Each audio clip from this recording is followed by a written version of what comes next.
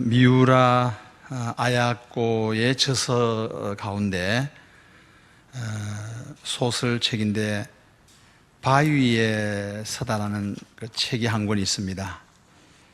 이 미우라 아야코의 집을 지은 그 우두머리 목수를 모델로 그린 소설입니다. 이 목수는 아주 대단히 통쾌한 인물입니다.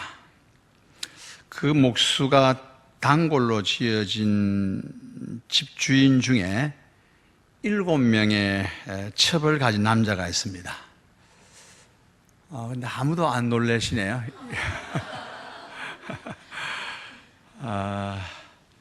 7명이나요?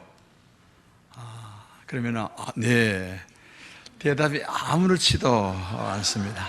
근데 우리가 아주 잘못된 말들이 많습니다. 사실은 제가 오늘 여기 이제 목양 중에 2번째 오는데, 처음에는 뭣도 모르고 대답을 했는데, 2번째를 대답한 거 후회했어요.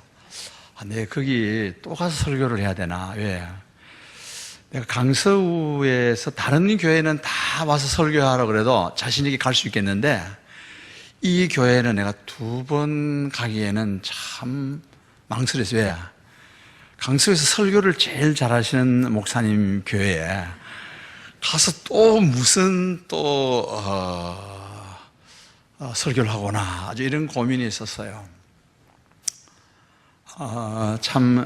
목사님은 장편 소설을 냈을 때 제가 그 책을 강서구에 초창기에 오신 목사님들에게 목사님이 기증을 해주셔서 그날 참석하신 분들에게 거의 한 수십 권, 한 7, 80권 정도 될 거예요. 다 그냥 거의 한 100권 가져오셨는데 기부를 해주시고, 정말 제가 제일 못하는 게 글 쓰는 거거든요. 근데 이 목사님 글을 제일 잘 쓰셔서 가끔 이렇게 글을 쓰면서 내가 목사님 소개할 때 이렇게 얘기해요. 목사님 다음번에 태어나셔도 목사님은 다음번에 태어나도 목사해도 되겠습니다 이랬어요. 왜냐하니까 거의 다른 분들은 이렇게 설교의 초안을 잡고 또 이렇게 폼을 정해놓고 또 한번 쓰고 또 하는데, 이 목사님은 만약에 4페이지를 써야 되겠다 혹은 6페이지를 써야 되겠다 이렇게 마음에 정해놓으면은 한번 펜을 들면은 수정 없이 4페이지, 6페이지 이런 걸 다 쓰시는 거예요.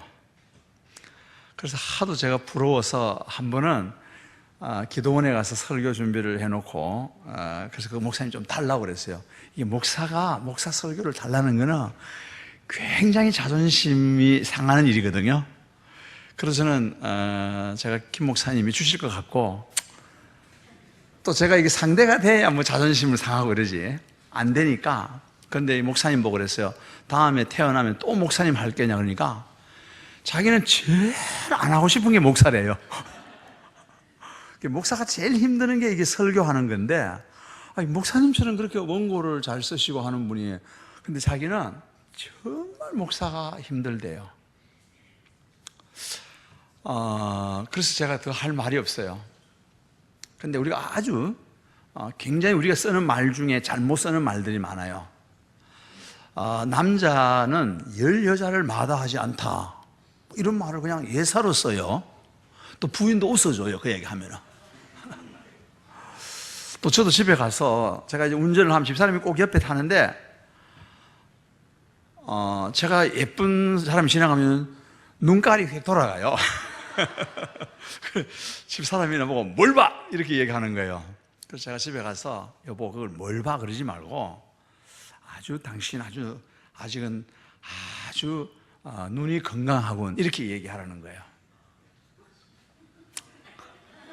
하나님이 남자를 만들어낼 때는 이 눈을 아주 발달되게 만들어 놨어요. 여자를 만들 때는 하나님이 귀를 아주 발달하게 만들었어요. 그래서 귀를 발달하게 만들었기 때문에 여자들에게는 잦은 칭찬을 열심히 해줘요.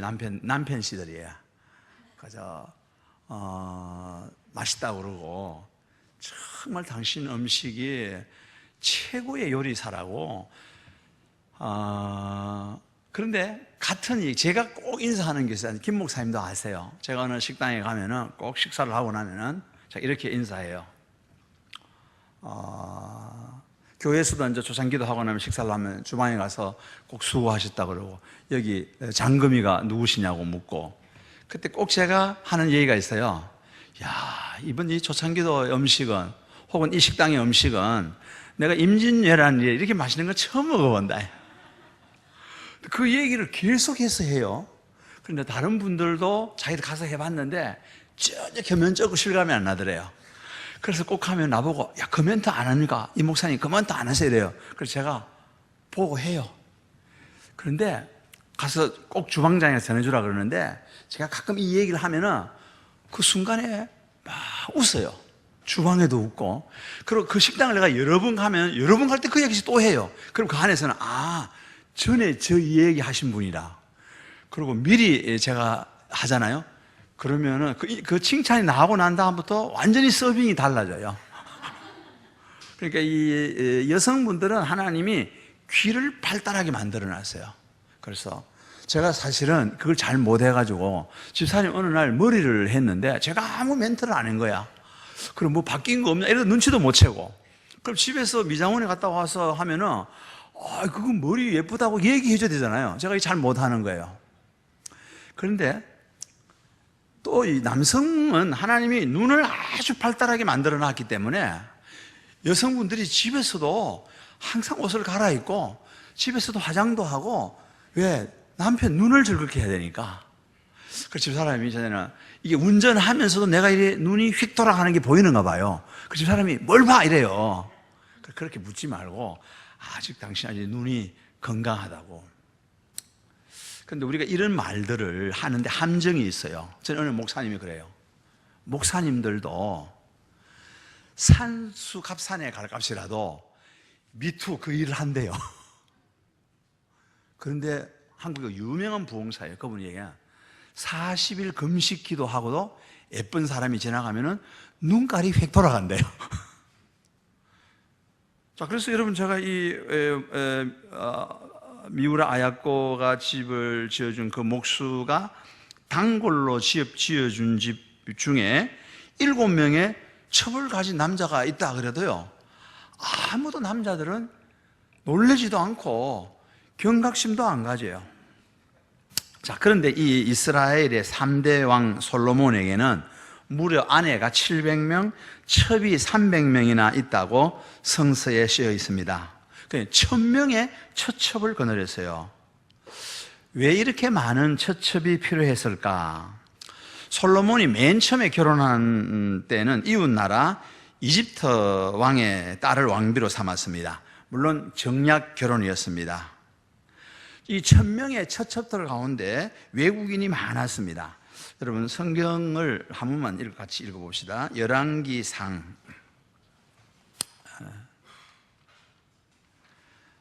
'열왕기상은 열왕기하 앞에 있습니다. 자, 열왕기상 11장, 제 성경으로 531페이지입니다. 자, 열왕기상 11장 1절에서 4절 우리 같이 읽읍시다. 솔로몬 왕이 바로의 딸 외에 이방의 많은 여인을 사랑하였으니 곧 모압과 암몬과 에돔과 시돈과 헷 여인이라. 여호와께서 일찍이 이 여러 백성에 대하여 이스라엘 자손에게 말씀하시기를 너희는 그들과 서로 통혼하지 말며 그들도 너희와 서로 통혼하게 하지 말라. 그들이 반드시 너희의 마음을 돌려 그들의 신들을 따르게 하리라 하셨으니 솔로몬이 그들을 사양하였더라. 왕은 후궁이 700명이요 첩이 300명이라. 그의 여인들이 왕의 마음을 돌아서게 하였더라. 솔로몬이 나이가 많을 때에 그의 여인들이 그의 마음을 돌려 다른 신들을 따르게 하였으므로 왕의 마음이 그의 아버지 다윗의 마음과 같지 아니하여 그의 하나님 여호와 앞에 온전하지 못하였으니. 여기까지. 자, 바로의 딸을, 이집트의 왕의 딸과 제일 먼저 결혼했죠. 즉 많은 외국 여자들을 사랑함으로써 그네들이 믿는 신앙, 즉 다신교, 우상숭배에 끌려갔던 것입니다. 얼마나 어리석은 남자냐고 사람들은 말할지 모르지만 그는 이 세상의 지혜자는 전무후무했다고 말할 만큼 아주 지혜 있는 인물이었습니다. 자, 솔로몬의 어머니가 밧세바였고 다윗이 탐낼 만큼 미녀였습니다. 밧세바는 다윗의 부하인 우리아의 아내, 그리고 우리아가 전쟁에 나가고 없을 때에 밧세바는 다윗에 의해서 임신을 했습니다. 다윗은 자기 부정을 숨기기 위해서 고의로 우리아를 전사시키고 밧세바를 아내 한 사람으로 더하게 합니다. 이때 낳은 첫 아이는 죽고 그 다음에 태어난 아이가 솔로몬이었습니다. 자, 이 다윗 왕이 노쇠했을 때 솔로몬의 배다른 형 아도니아가 3대 왕의 계승을 선언했습니다. 이것이 이 다윗의 베개 및 모사로 솔로몬에게 왕위를 물려주라고 간청합니다.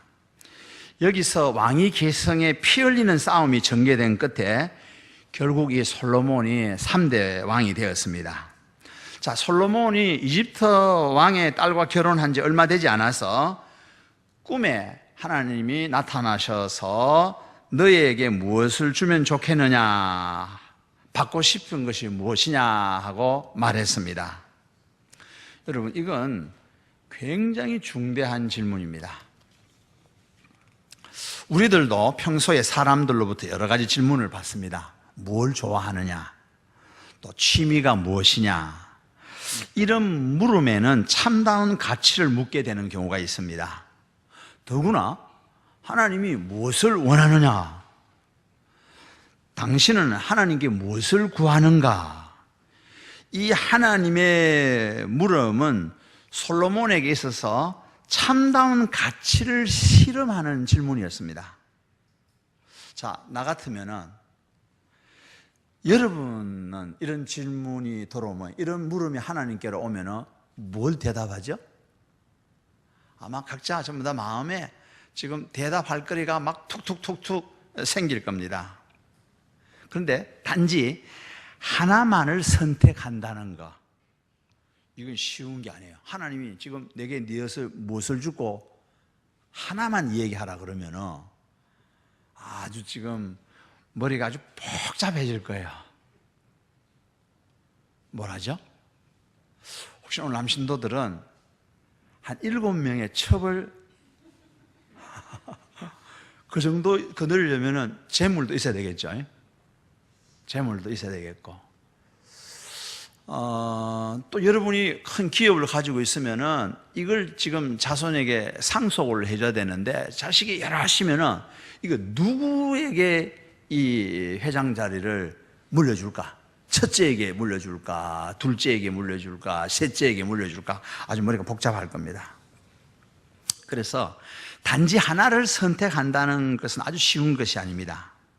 사실대로 말하면은 몸이 약한 사람은 건강을 절실히 바라고 그 하나의 건강을 달라고 얘기할 수 있습니다.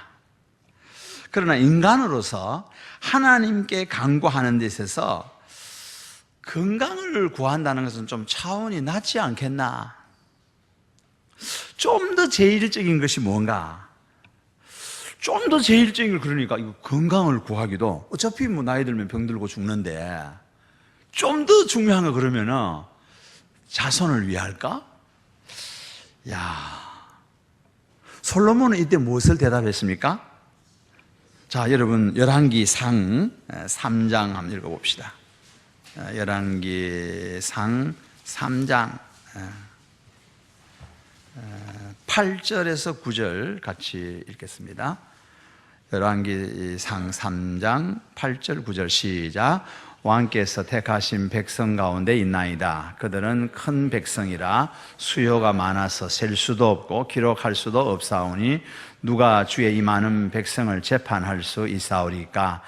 듣는 마음을 종에게 주사 주의 백성들을 재판하여 선악을 분별하게 하옵소서. 예. 솔로몬은 하나님이 내가 네게 무엇을 줄까 하니까 선악을 분별하는 지혜를 구하였던 것입니다. 제가 전에 초보 목회자였을 때 아주 실수 많이 했어요. 꼭 오늘 설교를 끝까지 들으셔야 이걸 이해할 수, 그냥 아무 부담, 기록할 것도 없고 그냥 다 듣고 잊어먹어도 끝까지만 들으면 돼요. 제가 꼭 아이들 집에 무슨 돌일 예배나 무슨 아이 출생 생일이나 아이들 예배를 볼 때는 기도해 줄 때 하나님 꼭 지혜를 달라고 기도했어요.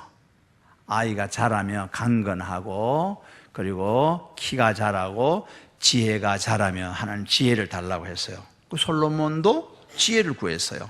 자, 열왕기상 읽은 방금 3장 11절부터 14절 같이 한번 봅시다. 열왕기 3장 11절 같이 읽읍시다. 시작. 이에 하나님이 그에게 이르시되 내가 이것을 구하도다.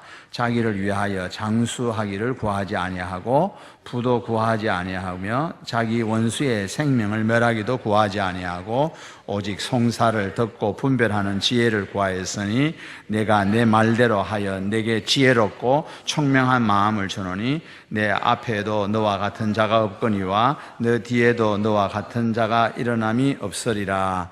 내가 또 내게 구하지 아니한 부와 영광도 내게 주노니 내 평생의 왕들 중에 너와 같은 자가 없을 것이라. 내가 만일 내 아버지 다윗이 행함같이 내 길로 행하며 내 법도와 명령을 지키면 내가 또 내 날을 길게 하리라. 아멘. 자, 여러분, 성경의 다른 곳에서도 비슷한 기사가 나오는데 꿈이라고 다른 역대하 1장 7절에 보면은 꿈이라고는 쓰여 있지 않고 밤에 하나님이 나타났다고 쓰여 있습니다. 어쨌든 솔로몬은 이와 같이 백성의 송사를 분별하는 지혜를 하나님께 구했습니다. 그런데 이 세상의 정치가들은 대체 하나님께 무엇을 구할까? 정치가들은 뭘 구할까? 당락에 따라서 원내대표도 하고 싶고 당대표도 하고 싶고, 또 정치가들은 자기가 힘이 있는 거 권력을 구할 수도 있고, 또 이거 금품이 돈이 있어야 정치도 할 수 있다, 금품을 구할 수도 있고, 이런 것에 비하면 확실히 솔로몬은 하나님께 구한 수준이 높습니다. 자, 권력을 구한 것도 아니고 당약의 그런 지위를 구한 것도 아니고 금품을 구한 것도 아니고 그 수준이 높아요. 그런데 이런 지혜가 주어진 이 솔로몬은 어떤 왕이 되었어요? 사실은 이 솔로몬은 아주 그 당시의 정황, 역사적인 정황에 아주 행운의 왕이었습니다. 왜냐하면 이 솔로몬이 왕이 되었을 무렵에 이웃의 두 왕국이 이집트와 아시리아가 국력이 아주 쇠퇴했습니다. 그 밖에 주위의 나라들은 다윗이 제압한 후에 이스라엘에 감히 대항할 힘을 완전히 잃고 있었습니다. 그래서 이 솔로몬은 아주 태평성대를 이루고 평화로웠습니다. 사실은 군비를 확장할 필요도 없었습니다. 그러나 이 솔로몬은 자국의 위세를 자랑하려고 전차와 군비 등을 많이 상비했습니다. 요즘 같으면 아주 전략적인 아주 무기들을 많이 보강을 했습니다. 국방비를 엄청나게 투입했습니다. 그런 평화로운 가운데 솔로몬 때는요, 식물에 대해서도 배우고 동물을 연구하고 지혜 문학을 설명하고 잠언 3000절을 저술하고 1000이 넘는 시가서를 씌웠습니다. 그리고 가까운 곳에 이웃의 왕들이 그 지혜를 배우기 위해서 학자나 현자를 이스라엘에 파견해서, 즉 말하면은 요즘 치면은 문화 교류가 성행했습니다. 솔로몬은 이제까지 이스라엘이 멸시해온 상업을 아주 중요한 정책으로 삼았습니다. 다시 말하면 경제 부국을 지금 삼았어요. 자, 그러면은 열왕기상 10장 오후에는 지금 딱 식곤증이 오기 좋을 때예요. 그래서 성경을 같이 읽어보는 게 좋아요. 열왕기상 10장. 자, 10장 28절, 29절 같이 봅시다. 10장 28절, 29절 시작. 솔로몬의 말들은 애굽에서 들여왔으니 왕의 상인들이 값주고 산 것이며 애굽에 들여온 병거는 한 대에 은 600세겔이요 말은 한 필에 150세겔이라. 이와 같이 헷 사람의 모든 왕과 아람 왕들에게 그것들을 되팔기도 하였더라. 예. 자, 그 다음에 10장 21절에서 22절도 한번 봅시다. 21절 시작. 솔로몬 왕이 마시는 그릇은 다 금이요 이라바는 나무 궁의 그릇들도 다 정금이라. 은 기물이 없으리니 솔로몬의 시대에 은을 귀히 여기지 아니함은 왕이 바다에 다시서 배들을 두어 히람의 배와 함께 있게 하고 그 다시서 배로 3년에 한 번씩 금과 은과 상아와 원숭이와 공작을 실어 왔더라. 자, 이 솔로몬이 아주 경제 정책을 무역을 하면서 국부를 키우고 있습니다. 이와 같이 솔로몬은 말과 전차와 금과 은, 요즘 우리로 치면은 말, 아주 최첨단 운송수단. 제가 군에 있을 때 군수처에 있었어요. 근데 아주 후방 부대에 군수처에 있었는데 제가 하나 느낀 게 뭐냐 하면은 전방에 가니까 제가 훈련소에서도 16을 썼는데 거기는 가니까 직업하는 게 칼빈이에요. 칼빈은 6.25 때 쓰던 거예요. 그 다음에 트럭은 이 고장나면 맨날 고치고 부산에 물품을 군수물을 수령하러 가면 차가 아주 덜덜덜덜 거려요. 그런데 군수품이 나오면 제일 좋은 군수품은 전방에부터 보급이 돼요. 근데 여기는 제일 나중에 보급이 돼요. 근데 요즘은 제가 가면서 저 강화로 김포로 가면요 해병대들이나 군인들 차들이 얼마나 좋은지 막 이런 탱크를 실은 트레일러 차들은 보면은 이야 차들이 너무 좋은 거예요. 마찬가지 그 당시에 이 솔로몬은 이 좋은 말들과 그 다음에 어떻게 했어요? 그 전차, 그 다음에 금과 은, 상아 이런 무역상이기도 했습니다. 이렇게 해서 얻은 막대한 부와 세금에 의해서 솔로몬은 화려한 신전을 7년이나 걸려서 건립합니다. 이어서 궁전을 무려 13년 걸려서 지었습니다. 이때 하나님은 솔로몬에게 나타나서 말했습니다. 자, 열왕기상 9장 6절에서 7절 같이 읽어봅시다. 9장 6절 7절. 만일 너희나 너희의 자손이 나주 돌아서서 나를 따르지 아니하며 내가 너희 앞에 둔 나의 계명과 법도를 지키지 아니하고 가서 다른 신을 섬겨 그것을 경배하면 내가 이스라엘을 내가 그들에게 준 땅에서 끊어버릴 것이요 내 이름을 위하여 내가 거룩하게 구별한 이 성전에라도 내 앞에서 던져버리니 이스라엘은 모든 민족 가운데서 속담거리와 이야기거리가 될 것이며. 자, 하나님은 주의 신전과 왕의 궁전의 완성을 보셨을 때 하나님은 솔로몬에게 축복했어요. 이전에 와서 너희들이 기도하면 내가 너희들에게 얼굴을 향하고 하나님이 그 성전을 봉헌할 때 기뻐하고 그리고 다윗이 아주 솔로몬이 겸손하게 성전을 봉헌하면서 고백했어요. 그러나 솔로몬과 백성이 신앙을 버릴 때는 하나님도 이스라엘을 버리신다고 말씀했습니다. 자, 제일 앞전에 얘기했던 솔로몬이 처첩이 그렇게 많은데 본래 하나님은 이스라엘 백성들에게 그 이방 사람과 혼사를 하지 말라고 했어요. 저는 아주 어릴 때부터 제가 목회를 한 8년 할 때까지 아주 보수 교단에 있었어요. 그런데 저희 고모님은 예수 믿는 데 갔다고 해서 7일을 받았는데 예수 안 믿는 데 시집 갔다고 해서 교회에서 7일을 받았는데 그게 책벌이라는 거예요. 그건 1년 동안 성경을 한 벌 읽는 거예요. 교회의 상벌 기록에 들어가는 거예요. 7일을 받은 거예요. 그 다음에 집사님이 딸을나 아들, 믿지 않는 집에서 며느리를 보거나 혹은 딸을 믿지 않는 데 시집을 보내면 집사는 6개월 동안 대표기도를 안 시켜요. 장로는 1년 동안 건신을 줘요. 저 장로는 왜 기도 못하냐? 지금 그 뭐 아들이 좋아한다는데 지금 며느리 지금 마음대로 자기 멋대로 안 돼가지고 안 믿는 집에서 며느리를 봤다고 아주 엄격하게 했어요.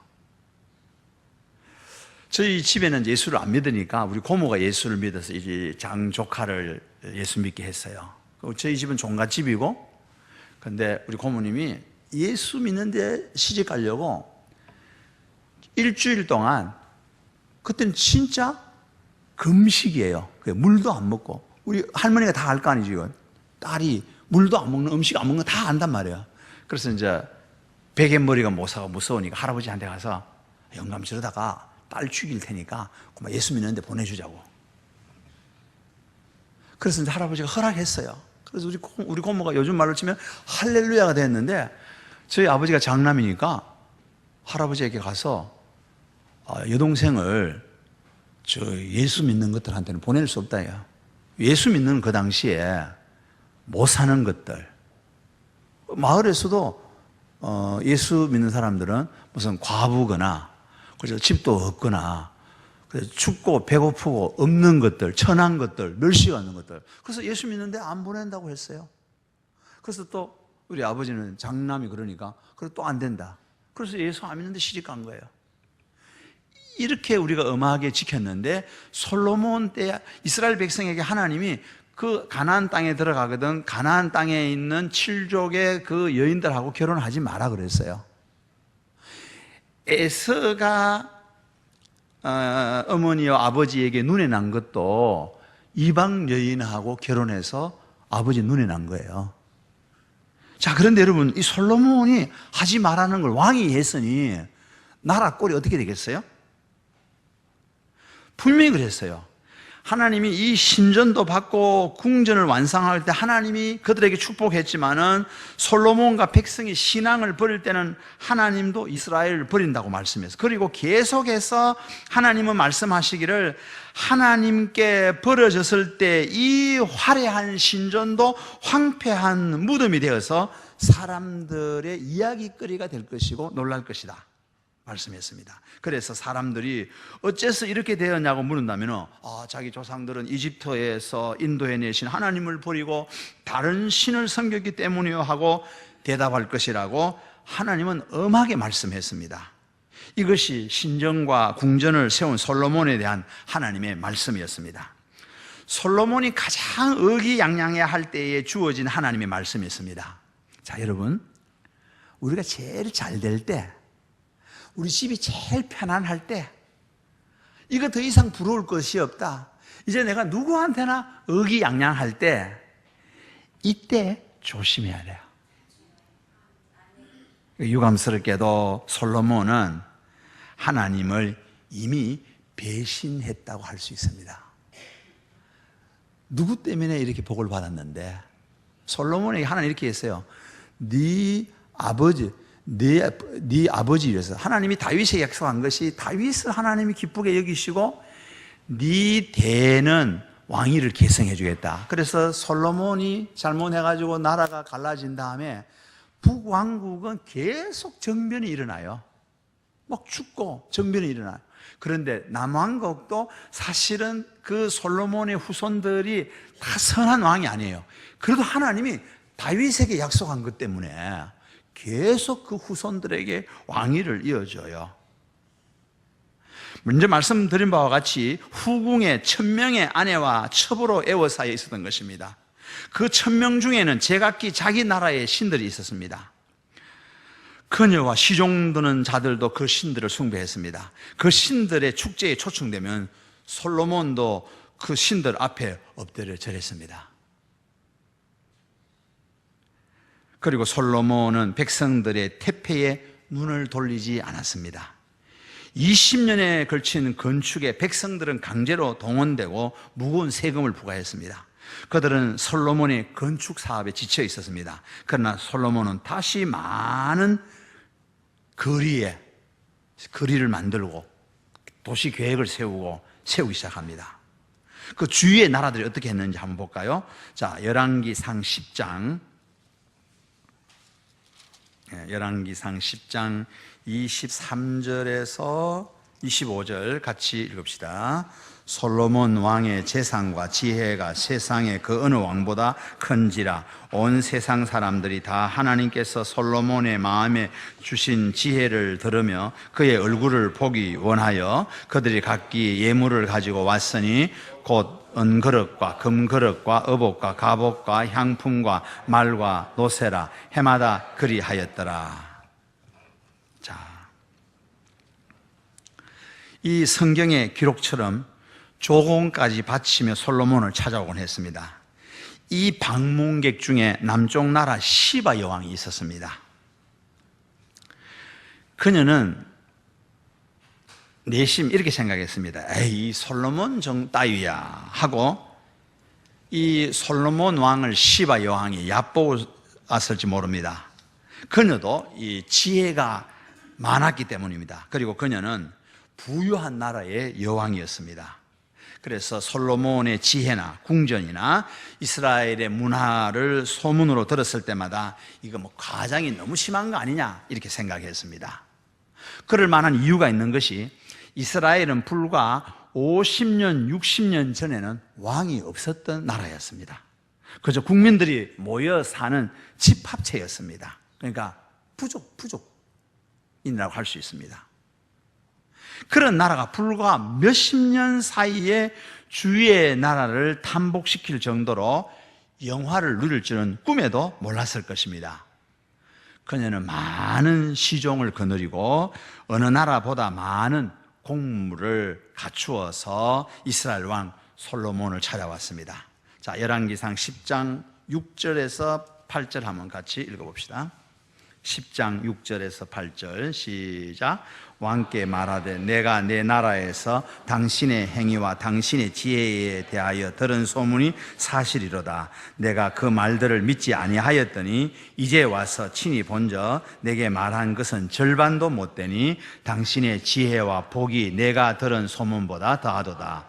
복되도다 당신의 사람들이여, 복되도다 당신의 이 신하들이여, 항상 당신 앞에 서서 당신의 지혜를 들음이로다. 자, 이게 시바 여왕이 솔로몬 왕을 찾아보고 남긴 말들이에요.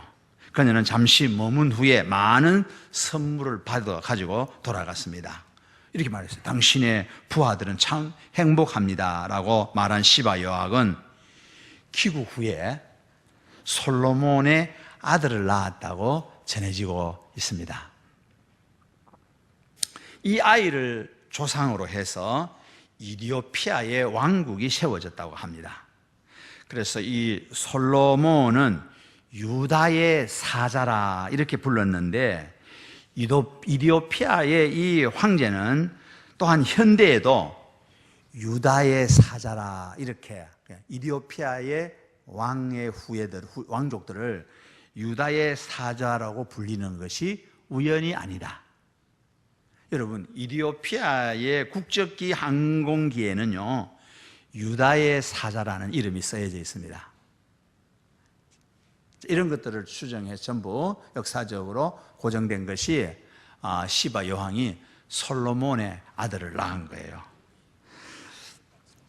자, 아내와 첩 1000명도 모자라서 귀빈인 이웃나라 여왕에게 아기를 갖게 한 솔로몬은 우리는 칭찬해야 될까요? 비난해야 될까요? 지금 남신도들은 머리가 복잡할 거예요. 부인들은 집에 가서 분명히 이제 베갯머리에서 고문을 할 거예요. 당신은 칭찬이야, 비난이야. 그래서 제가 좀 걱정이 되기는 돼요. 왜냐하면 오늘 또 부부간에 싸움거리를 만들어 놓고, 그런데 끝까지 설교를 다 들으면은 그냥 행복해질 거예요. 자, 여러분, 이 솔로몬을 우리가 칭찬해야 되나 비난해야 되나? 자, 이 문제는 접어두고, 자, 여러 해 동안 강제징용에 지친 국민들의 눈에 1000명의 여인들에게 에워싸인, 그리고 다른 신들에게 향을 피워 바치는 왕의 모습은 어떻게 보였을까? 이때 이미 솔로몬은 실로 멸망의 길을 접어들고 있었던 것입니다. 제가 오늘 소개를 호서대학 교회의 여수 목사를 소개를 했는데, 호서대학에는 초등학교만 빼고 어린이집부터 유치원부터 중고등학교, 그 다음에 대학원 대학교, 또 호서대학교, 호서전문학교. 제가 이제 호서전문학교에 교목을 하면서 그 안에서 지역교회를 하면서 그래서 서울 호서교회 이랬어요. 제가 이제 그 총장님을 호서대학교 신학과에 30대에 편입을 해서 가서 그것이 인연이 되어서 총장님과 교제를 했는데, 참 귀한 분이고, 그분은 56세에 예수를 믿었는데 참 저렇게 예수를 잘 믿는 평신도를 제가 보지 못했어요. 장로님이신데 제가 정말 목사로서 장로님의 신발끈을 묶어줄 만큼 존경하는 분이에요. 근데 그분이 제가 이제 얘기할 때가 한 20년쯤 됐으니까 그 앞으로 30년 하면은 지금부터 한 50년 전쯤에 우리나라의 정기협회에 그분이 명지대 공대 교수를 하면서 정기협회에 총무를 하셨어요. 근데 그때 우리나라 50대 기업이 그 정기협회에 다 들어왔는데 삼성만 안 들어오고 50대 기업이 다 들어왔는데, 총장님이 30년 지난 후에 현대 하나만 남겨놓고 다 주인이 바뀌었대요. 성경 그대로예요. 제가 그러잖아요. 저희가 우리 고모하고 저희들이 어릴 때 신앙생활 할 때는 동네에는 다 가난한 사람들이 예수 믿었어요. 그리고 제대로 된 이런 집들은 뭐 교회 안 나왔어요. 근데 세상에 천한 것들과 멸시받는 것들과 없는 것들을 들어서 있는 것들을 부끄럽게 하사 30년 만에 지각 변동이 이렇게 일어났어요. 여러분, 예수 믿을 만해요. 그리고 저는 도시에 공부하러 나왔는데 제일 부러운 게 집사 아들이었어요. 우리 집은 종갓집이니까 그냥 행세를 하고 사는 집이지만은 교회 가니까 내가 제일 서러운 거야. 그래서 집사 아들이 제일 부럽고, 두 번째 장로 아들은 쫄쫄 따라다녔고, 목사 아들은 끄뻑 죽었어요. 그래서 제가 군에 있을 때 목사 아들 후임이 오면은 제가 우리는 침대를 썼는데 내 위에다가 재워줘요. 그래, 내 위에 자면 좀 안전해요. 왜? 밤에 누가 불러러 와요. 그러면 침대가 약간 삐그덕거리니까 어디 가냐? 그러면은 지금 나가면 가서 두드려 맞는 거야. 그래서 내가 지금 뭐 하는 거야? 좀 뭐 필요. 이 얘기 할 거 있대. 이어서 얘기해. 그리고 우리 동기들 보고 그랬어요. 이 목사 아들 너희들 건드리면은 나 완전히 그냥 꼭지 확 도니까 내 몰래 붙잡혀 가서 맞는 거는 어떨 수가 없고, 장로 아들, 목사 아들을. 왜? 제가 그게 제일 부러웠어요. 그런데 보세요. 그때 시골에 못 살던 사람들이 지금은 시골의 장로가 됐어요. 장로가 되니까 그 동리, 면이 아니라 군까지 우리 당숙이 되게 못 살았거든요. 당숙 집에 가면요, 낮에도 들어가면 방 안이 컴컴해요. 그리고 벽에 앉으면 스케이트처럼 휙 미끄러져요. 왜? 벽이 이렇게 두꺼운 데다가 벽이 이렇게 비스듬하게, 왜? 흙으로 담을 쌓았으니까. 그 당숙이 처음 우리 집안에 당숙모가 왔는데 집사 딸로서 우리 집에 처음 시집 온 거예요. 여러분 하나 안 놀래네. 왜냐하면 여기 사모님이나 목사님이 원체 이 형제간이 큰 데서 있었기 때문에 이런 얘기를 여러분들이 들었을 거냐 안 놀랐는데, 저희 아버지와 아버지의 당숙 당고모들이 전체가 38명이에요. 근데 계산하기 어려워서 40명에 마이너스 2명 이렇게 하는 거예요. 그리고 40명이면 결혼하면 80명이에요. 그럼 내 사촌이나 육촌은 한 집에 3명씩 놓으면 40가정 곱하기 3 하면 답이 나오잖아요. 저는 이 혈족만 해도 보통 1000명 단위의 목회를 해요, 제가. 그래도 제가 집사가 제일 부러워요. 그런 게 한 개도 안 부러워요. 그런데 그 당숙집은 가난했어요. 할아버지 형제들 중에서 우리 할아버지하고 막내 할아버지가 동네에서 제일 부자, 제일 잘 사는 거예요. 그런데 가운데 할아버지나 또 할아버지 한 분 있는데, 본래는 거기는 전부 다 이거 노름에 손을 대거나 그냥 재산을 물려주면은 다 털털 털어먹고, 우리 할아버지 위에, 우리 할아버지는 본래 셋째예요. 이거 뭐 이런 얘기도 좀 하고 시간을 좀 버려야 되니까, 우리 할아버지는 셋째인데 제일 맞이 형이 요즘 같으면 파상풍이에요. 상처를 입고 결혼도 안 하고 20대에 총각으로 있다가 파상풍, 상처 입은 걸 치료 못 해가지고 파상풍에 걸려서 돌아가셨어요. 근데 이제 첫째는 양자를 안 줘서 둘째 저희 할아버지 위에 형님을 부잣집에 양자를 준 거야. 그 우리 양자를 갔으니까 어떻게 됐어요? 우리 할아버지가 졸지에 셋째가 정조부님을 모시고 제 초등학교 5학년 때까지 정조부님이 사셨어요. 그랬는데 재물이 어떻게 모여주는 거 하면은, 그런데 그 큰 형님이 부잣집 양자를 가는데 노름하다가 날려가면은 동생인 우리 할아버지가 가서 그 노름빚을 갚아주고 자꾸 재산을 받고 해서 부자가 된 거예요. 제가 왜 얘기하냐면은, 그 당숙은 되게 가난해가지고 군대에 갔다 와서 내 기억되는데, 당숙이 총각 때인데 새벽 기도를 다녀요. 농사 일을 하면서도 그 힘든데 새벽 기도를 해요. 근데 제가 이제 어릴 때 교회가 너무 약하니까 전도사를 못 보는 거예요. 근데 이제 한번 제가 고등학교 1학년 때 서울에서 공장을 하던 걸 동생을 주고, 전도사님이 다 공장장 하던 분이 동생이 다 사업장을 줘 왔는데, 그때 봉급을 얼마를 주는가 하면 15,000원을 주는 거야. 그럼 15,000원인데 이 교회가 15,000원을 다 못 대고 노회에서 10,000원을 주고 교회에서 5,000원을 대는 거야. 그래서 한 2년인가 얼마 있다가 노회에서 이제 어느 정도 지났으니까 계속 10,000원 못 준다. 노회에서 이제 5,000원만 주겠다. 그래 너희들이 5,000원 주던 걸 10,000원 더 돼서 15,000원을 주라. 그리고 교회가 이제 어려우니까 그렇게 못하면 전도사 데리고 가겠다. 그래서 이 당숙이 자기가 11조를 한 달에, 그 당시에 경운기 가지고 남의 일도 하고 이러면서 80만 원 수입이 생기면은 8만 원을 혼자 11조 하는 거예요.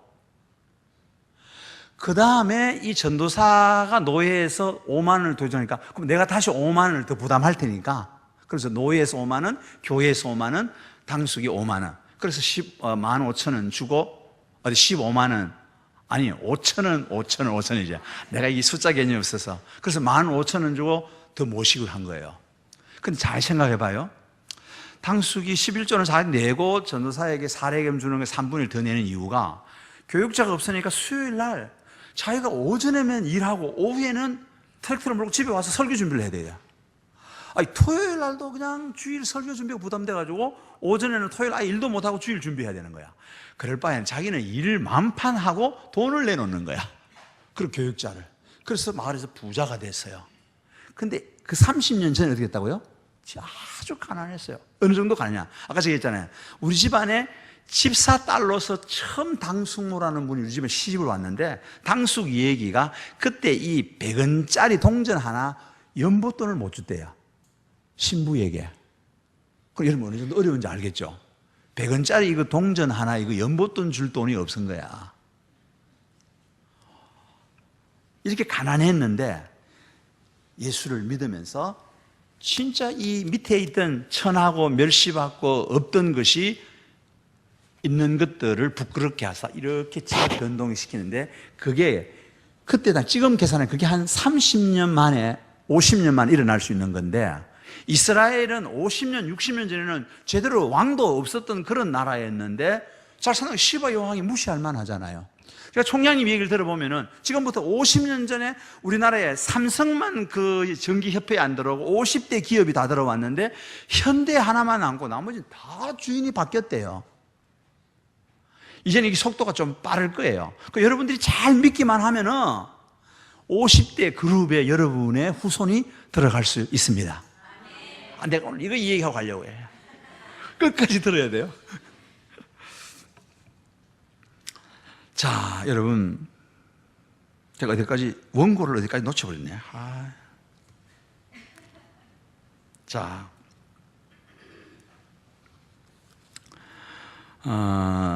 솔로몬은 일단 이제 여기서까지 멸망의 길로 접어들어가고 있었습니다. 자, 여러분, 솔로몬의 생애를 보면은 하나님이 그에게 주신 지혜는 대체 무엇인가? 자, 보세요. 이 많은 백성을 재판을 하고 분별할 수 있는 걸 주십시오 해서 실제 하나님 솔로몬에게 지혜를 줬어요.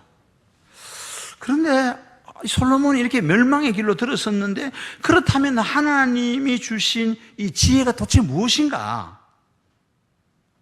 이 지혜가 도대체 약 주고 병 주는 거냐? 아니면 이 지혜 때문에 망하는 거냐?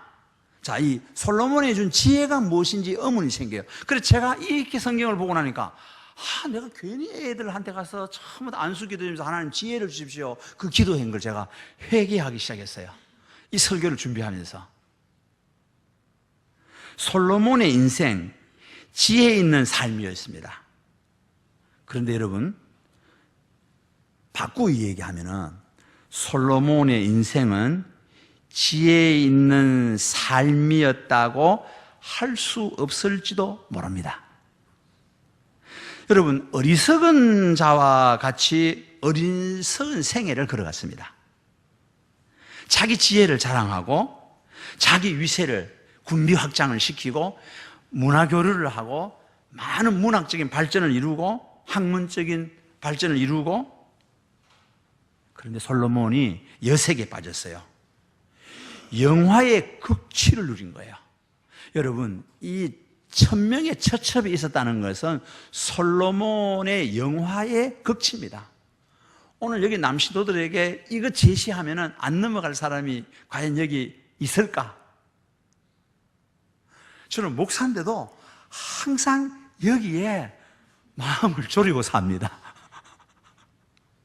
이거는 정말 졸이고 살아야 돼요. 왜? 제가 강서구의 목사 중에서 이게 졸이고 사는 사람이 두 사람이라면 하나는 저고 하나는 김성남 목사입니다. 왜냐하면 이게 장사가 아니에요. 저 그러잖아요. 한국의 유명한 부흥사 신영균 목사라고, 그분이 그런 얘기예요. 강의 시간에 40일, 그분이 40일 금식기도 했는데, 그리고 예쁜 신도가 지나가면은 눈알이 휙 돌아가더래요. 우리는 그런 유명한 부흥사도 아니지만, 그 부흥사가 능사는 아니지만은, 어쨌든 이 문제는 무덤에 갈 때까지 가지고 가야 된다. 이거 다른 방법이 없어요. 조심하는 수밖에 없어요. 그리고 항상 여기에 경각심을 가지고 긴장을 하는 수밖에 없어요. 그런데 여러분, 솔로몬은 자기 지혜를 자랑하고 지위를 자랑하고 여색에 빠지고 영화의 극치를 누리면서 솔로몬이 참으로 하나님으로부터 선악을 분별하는 지혜를 받았다고 믿어지지가 않습니다.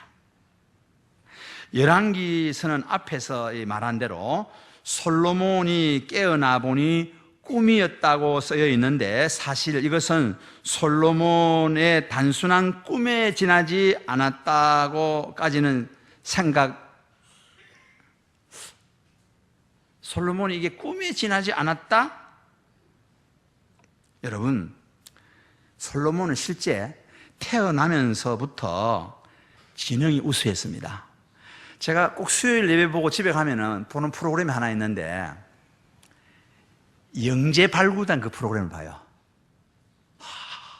글쎄요, 어떨 때는 보다가 아들 며느리에게 저 지금 보라고 그래, 저거 지금 보라고. 영재 발굴단. 이야, 정말 대단한 아이들이 많아요.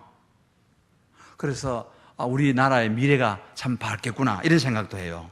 그런데 여러분, 솔로몬이 나면서부터 재능이 우수했을 것이고, 어릴 때부터 머리가 좋다, 영리한 사람이다, 어디서부터 이런 지혜를 물려받았을까, 신동이다 등등 칭찬을 받았을 것입니다. 여러분, 이 지혜 자체는 본래 나쁜 것이 아닙니다. 여러분의 손주들이 아주 지혜로운 거, 그거 왜 나쁜 겁니까? 그건 좋은 거예요. 그러나 하나님께서 내가 네게 무엇을 줄까 말하리라고 말했을 때 지혜가 첫 번째라고 생각이 들지 않습니다. 우리는 그동안 여기까지만 본 거예요. 하나님이 네게 무엇을 줄까 했을 때에 지혜가 첫째라고 생각했어요.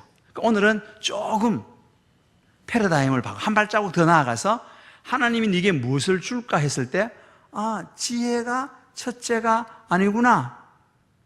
보통 여러분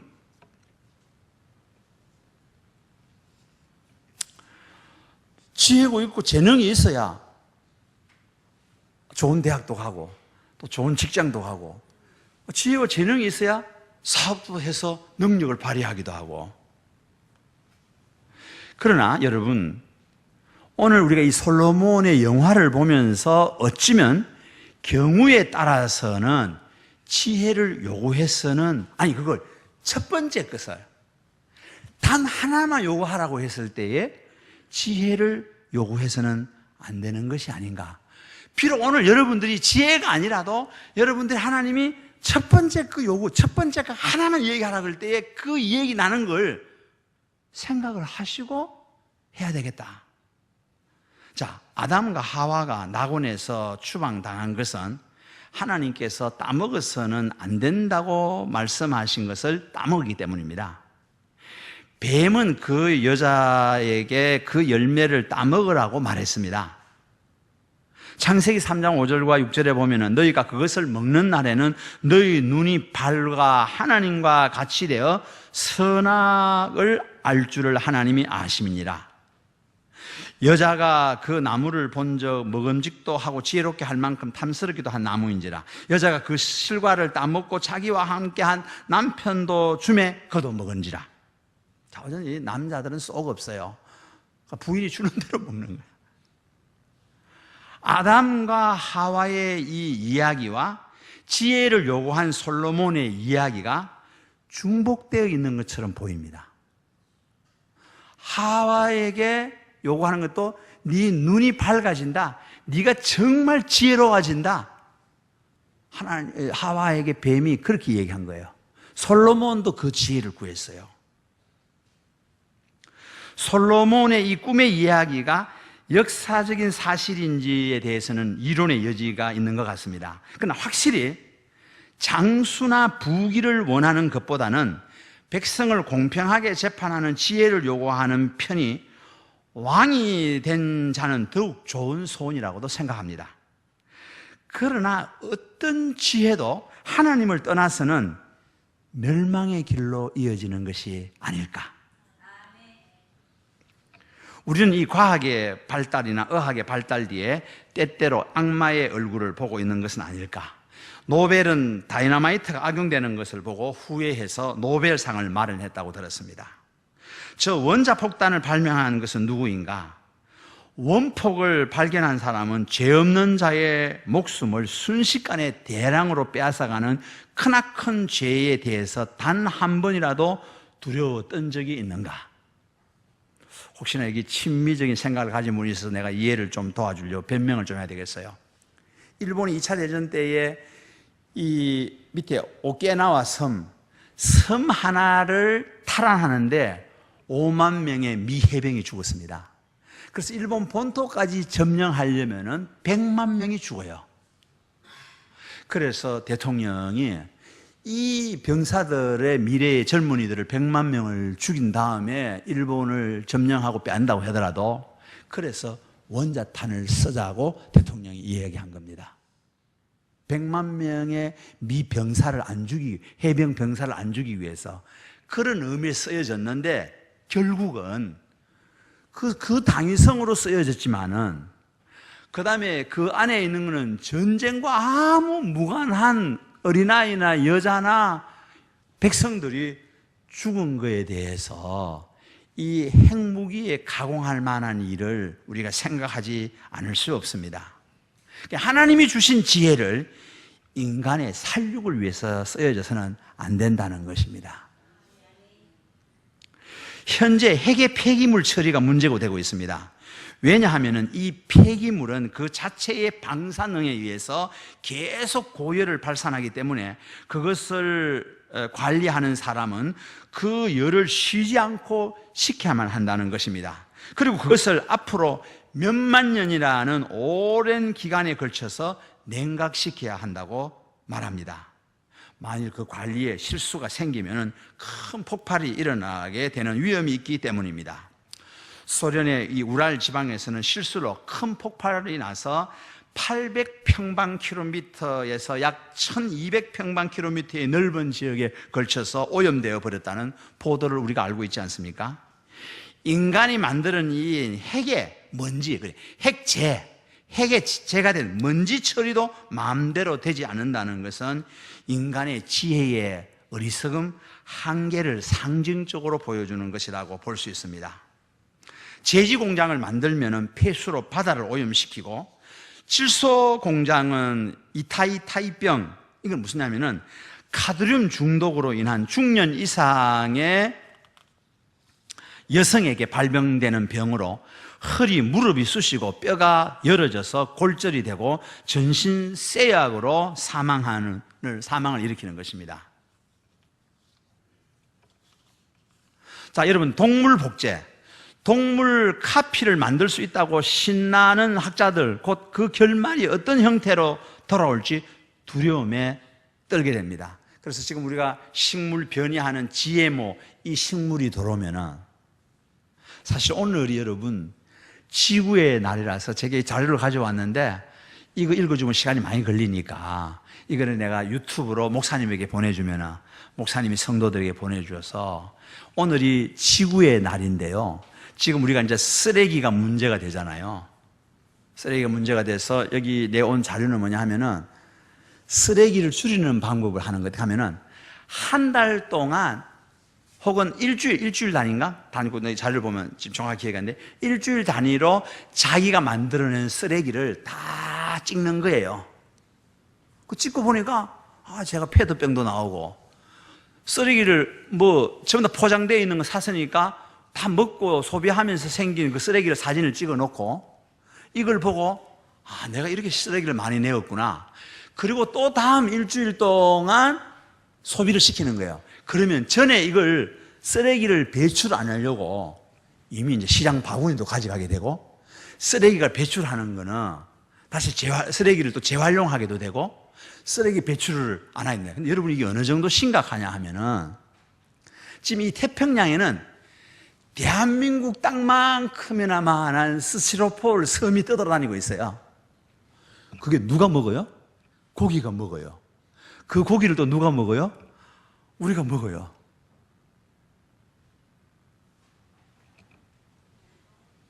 여러분, 우리는 이 장기 판매업이라는 무서운 직업이 있다는 이야기를 아마 알고 있지 않습니까? 비싼 이자로 돈을 쓰고 갚지 못할 때에는 자기의 신장을 빚 저당으로 제공하는 시스템이 있는 모양입니다. 이제는 이 텔레비 드라마 속의 이야기가 아닙니다. 얼마 전에 드라마에서 이걸 장기를 적출해서 이런 드라마를 저도 열심히 봤어요. 이제 드라마 속의 이야기가 아니라 실제로 그런 업자가 흉행한다는 것입니다. 궁극적으로 이 장기 매매와 관련되는 것은 의사이므로 의사들은 이미 알고 있는 이야기인지도 모릅니다. 자, 핵의 문제나 폐수, 질소 공장을 통해서 타이타이병이나 동물 복제나 장기 매매 등은 모두가 지혜 있는 사람들이 관리하고 있는 일일 것입니다. 그러나 과연 하나님으로부터 축복받을 수 있는 일일까? 아무리 지혜가 있더라도 인간이 하나님을 두려워하지 않는 한, 솔로몬과 마찬가지로 그 길은 멸망으로 이어지는 길입니다. 자, 우리 교회 이제 집사가 이제 아기를 놓으니까 돌잔치 한다고 하니까 돌제비 하는 거야. 그거 보니까 돈도 있고, 연필도 있고, 책도 있고, 또 오래 살으라고 실도 있고. 그 나중에 보니까 칫솔이 있어서 내가 칫솔을 주고 왜 있냐 그러니까, 그 칫솔을 집으면 치과가 싸야 된대요. 그래서 제가 돌제비 가지고 제가 은혜 주러 갔다가 제가 시험 들어가 왔어요. 아니, 거기 성경은 좀 안 넣냐? 찬송가는 좀 안 올리느냐? 권사 손자예요. 얼마나 화가 나는지. 그런데 우리 집에도 그럴 것 같아요. 이게 자기도 모르게 전부 다 이렇게 관례화되어 있는 거예요. 그래, 취소를 잡아서 어떻게 하겠다는 거야? 하나님 없으면은 장기 매매에 돈 주면은 그거 갈 수도 있어요. 말씀을 정리해서 이제 마치려고 합니다. 이런 말이, 재주 있는 사람은 재주로 망한다는 말이 옛날부터 있었습니다. 여러분, 재주가 있는 것은 나쁜 것이 아닙니다. 다만 재주만을 믿는 데 문제가 있습니다. 실로 하나님 외에 의지하는 것은 죄인 것입니다. 칼로 쓰는 자는 칼로 망한다는 이 예수님의 말씀이 있습니다. 인간은 자기가 가지고 있는 것으로 흔히 멸망을 자초합니다. 미모를 가진 사람은 미모에 의해서 자기를 상실하는 경우가 있습니다. 건강한 사람은 건강에 의해서 자기를 그르치게 하는 경우가 있습니다. 우리는 무엇을 가지고 있어도 좋습니다.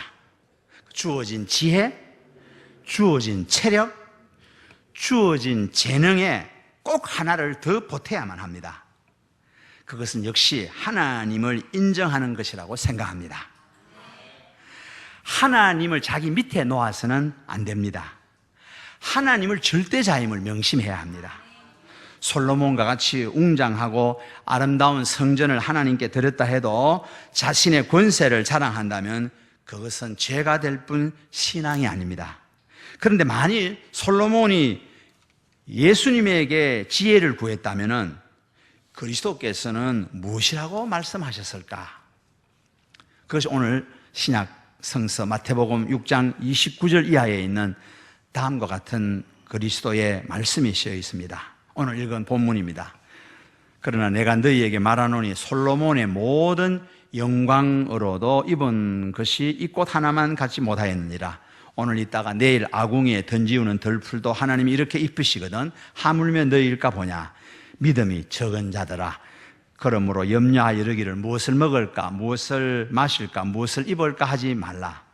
이는 이방인들이 구하는 것이라. 너희 천부께서 이 모든 것이 너희에게 있어야 할 줄을 아시느니라. 너희는 먼저 그의 나라와 그의 의를 구하라. 그리하면 이 모든 것을 너희에게 더하시리라. 그리스도는 솔로몬의 화려한 성전과 궁전이 들꽃의 아름다움과도 비교할 수 없다고 말씀했습니다. 그리고 먼저 하나님의 의와 하나님의 나라를 구하라고 말씀하셨습니다. 먼저 지혜를 구하라고 말씀하지 않았습니다. 그러므로 제자들에게 기도의 말씀도, 기도를 가르치는 말씀도 지혜라는 것은 나와 있지 않습니다. 우리가 다 같이 한번 주기도문을 해볼까요?